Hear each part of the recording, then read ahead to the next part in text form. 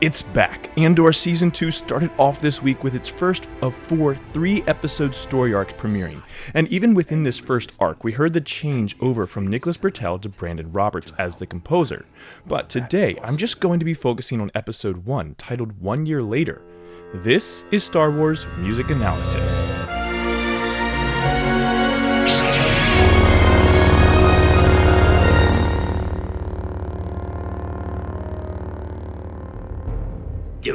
As was the case with Season 1, the show starts with a title card and a variation on the Andor theme.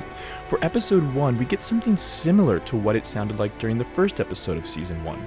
But there is also this drum that enters along with a distortion sound that enters. All of this prepares us to jump right into the middle of something instead of an initial introduction.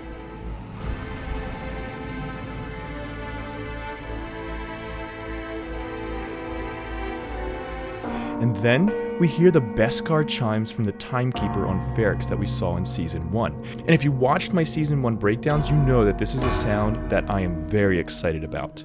This is immediately reminding us of where we were and what happened in Season 1, like a partial memory, but also acts simply as a nice transition sound as we see we're in the year 4 BBY. But it's silence that takes us into the first scene as we see the cold and sterile scene of a Shinar Imperial hangar and the experimental TIE Defender. The lack of music here also pulls us into the intricacies of the dialogue as we're accompanied only by the wind ripping outside. Nervous is good. Keeps us awake. It's gonna be fine. But as Cassian moves towards the hangar, a pulse in the bass enters along with rips in the strings before Cassian's theme enters over top. As he appears confused and the complications begin though, the music gets a little softer, leaving us feeling a little less secure as well. But the fast and steady pulse continues like Cassian's heartbeat as he stands on the brink of terror. The snare drum brings in the reminder of a military. The music builds in anticipation as he gets ready to take off, but as he accidentally throws it in reverse, it cuts off, killing the moment of triumph. As all hell breaks loose, the low brass enter with the pending doom. The trumpets join as well with attacks as Cassian begins to get a hang of the TIE Defender and the fast pulses return.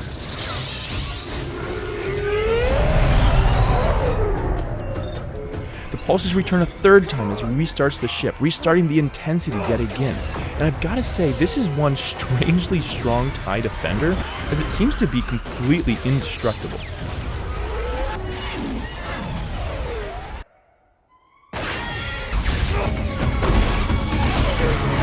The music builds more and more with the percussion and brass taking on a bigger role, bringing heightened drama as the time signature switches between 12-8 and 3-4, throwing us off balance as the meter constantly shifts between different numbers of pulses and also a different division of that pulse beneath, until Cassian makes it to safety and the music settles.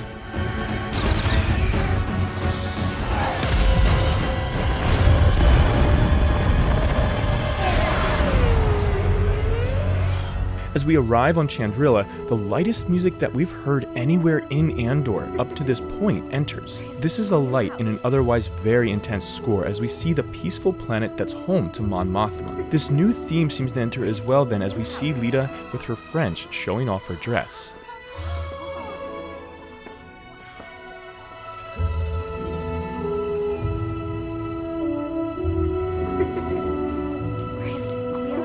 This theme, featuring 2 descending gestures, returns then as we see Mon and Perrin, which leads me to believe that it's a theme for Chandrilla and not Lita at this point. Your friend, darling, you and us can sort it out.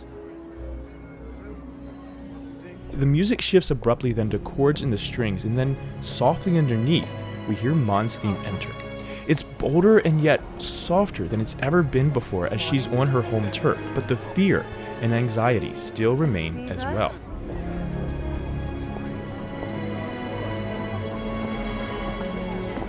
Congratulations. Another peaceful theme enters then as we shift to a new planet of Mina-Rau, being highlighted by the trumpet and polychords underneath.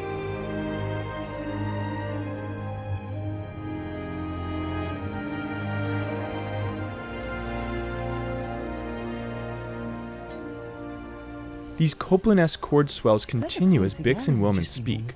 All of this peaceful music is likely designed to reset us after the climactic ending to Season 1 and prepare us for all of the build-up and tension that's to come later on. So just enjoy the peace while it lasts, guys.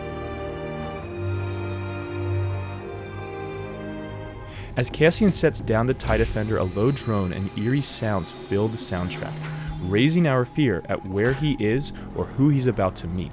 It builds toward the end as he seems to be taken by a group of rebels.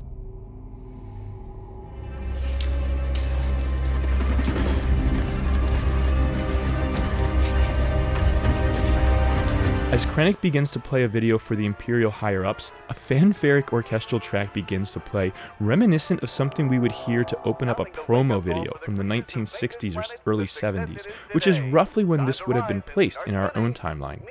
I thought it was a little out of place for such an advanced culture, but it also does connect easily with us. And the Gorman Valley horn is essentially an Alp horn, which is a horn that people in the Alps would play in order to communicate quickly from one mountain to another through the valleys below. But this one seems to use an air chamber similar to a bagpipe in order to inject air into the horn. And this is a pretty cool idea in theory, but the problem is that without the buzzing of the lips that's similar to what brass players do, you wouldn't actually be able to get this sound on the horn. Instead, the air in this horn would have to vibrate some sort of reed, which would have a more nasally sound than what we hear.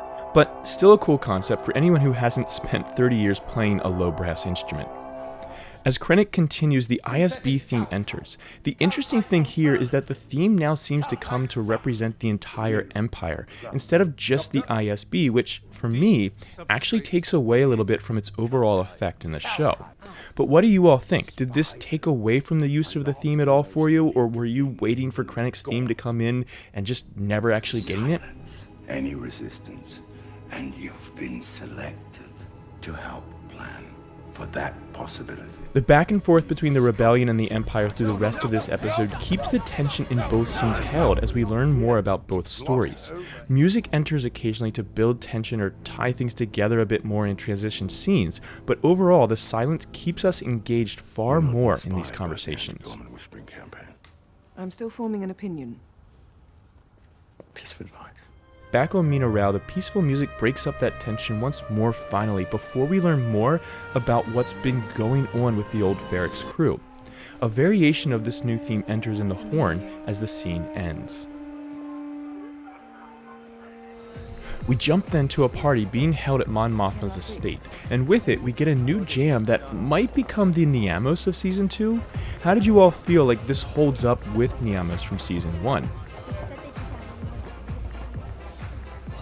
As Mon goes in search of Lita, the chords of her theme enter in a synth keyboard, followed by strings, giving her the softest feeling we've ever seen or heard for her yet, as she consoles her daughter and takes on her role as a mother.